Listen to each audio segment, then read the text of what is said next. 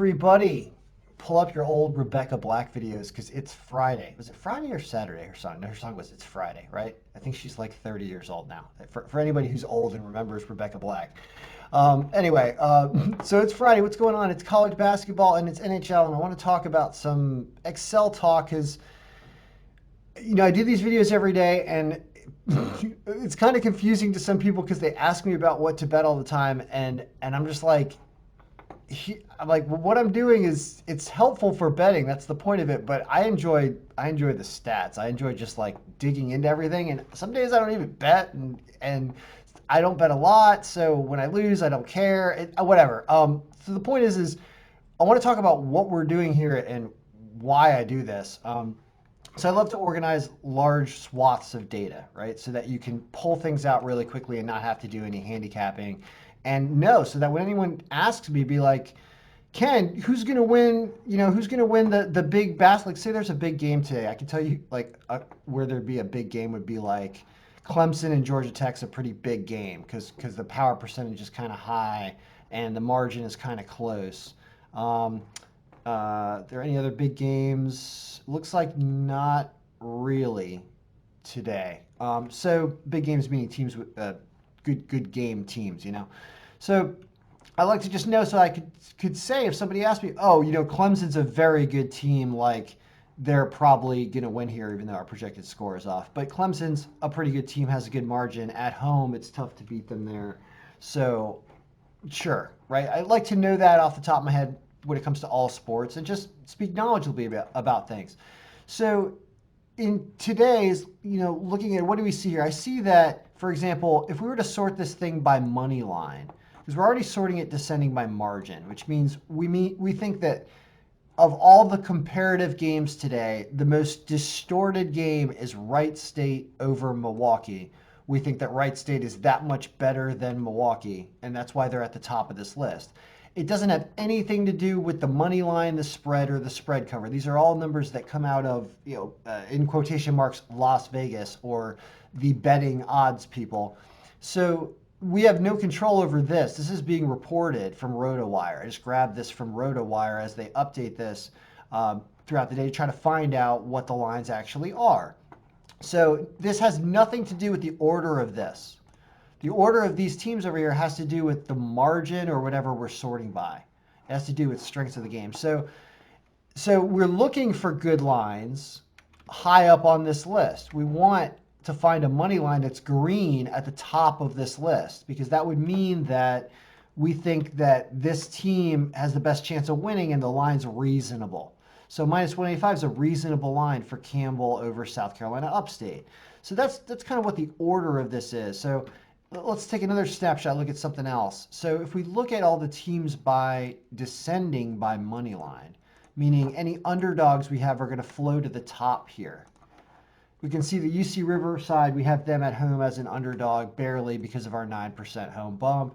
So there really isn't much today. Basically, the algorithm agrees with Vegas's odds assessments on almost every game, and there are like 35 games in here. So that's saying that something I've said for a while, and I know just from history and from where I send this file every day, that the odds makers take a look at this thing because it's awesome. I mean, I built the algorithm to work, and it generally works pretty darn well, so people that make the odds start to use it because it makes their jobs a lot easier as well. So that all being said, is there anything cool to bet on when it comes to college basketball today? The answer is I don't really care all that much. Of course, I'm going to probably bet, but I don't care all that much. But is there anything that sneaks out to me? Not really. As you can see that we can look where the opponent's health percentage is hurting. I'll explain yesterday how that helped out a little bit in a second.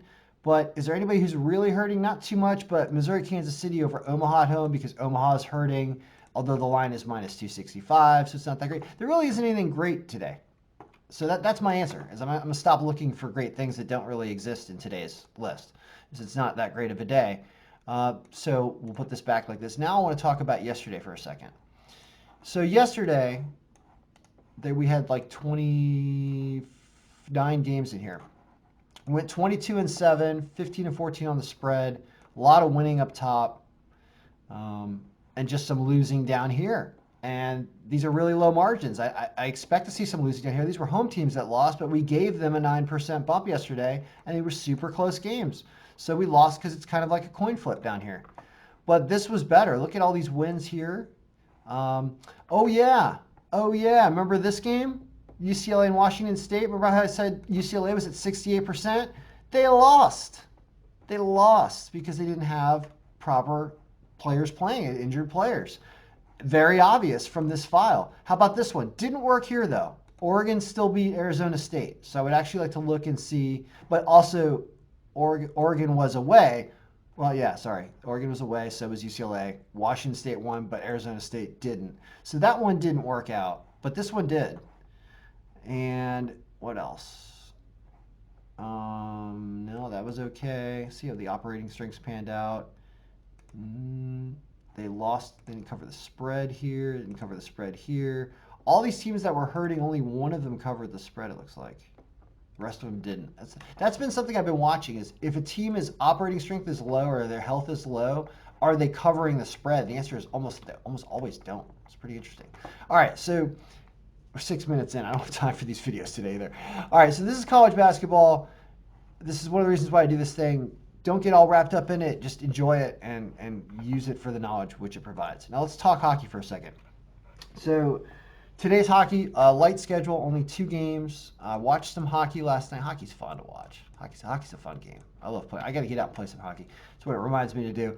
So today, I did my regular update of this file. It likes Boston. Your parlay is Boston and St. Louis. Lines are actually okay because Arizona's just beaten St. Louis like 3 times. They just fired an assistant coach last night. I still don't have them ranked very high. Projected scores also like Boston, St. Louis, so I'm just not going to argue with it and try to do a Boston, St. Louis parlay. That's probably the best place to put your money. It'll pay more than 1 to 1. It'll pay like 1.5 or 2 to 1. I think a parlay will on the 2 of them. Well, maybe a little more. That's not bad. How about yesterday? So yesterday, it's kind of a split day. But I didn't like what happened here because as we went over the games yesterday, I really liked Tampa Bay and Montreal, and they both lost. Tampa Bay uncharacteristically didn't get a lot of shots. I watched that game. This score basically got flipped somehow, and Florida wins that game. Florida looked pretty good. Florida had some young guys that looked good. Edmonton shuts out Montreal with Mike Smith in net, I guess, if I got the goalies right. I don't know. That was weird. The rest of the stuff started to look pretty good. It predicted a lot of overs, kind of, that worked out. Had Columbus barely winning this game. They did. It thought Detroit was going to win this game. They almost did. Well, it didn't think Detroit was. It thought exactly, basically what was going to happen was going to happen. I should just read into it. Look at that. 5-1, 5-1. How awesome is that with the Winnipeg-Ottawa game? Carolina, look at this. 4-3 Carolina, 5-3 Carolina. That's what happens. Very good there. This was weird that Anaheim wins a 1-0 game against Vegas.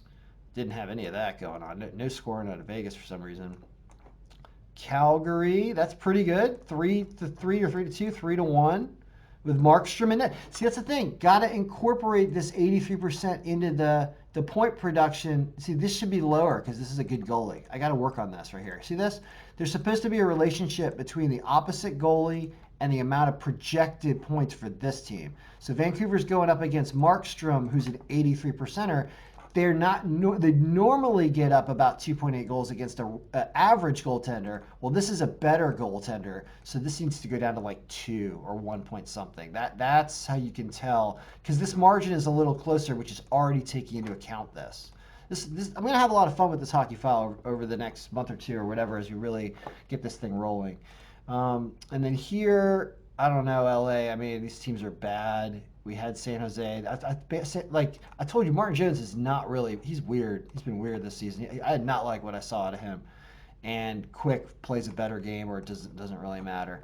All right, so those are the 2. Gosh, I didn't have time for this, but we'll be back this weekend with more updates and all the other things I'm doing. It's busy. All right, so good luck, everybody. May all your picks be winning.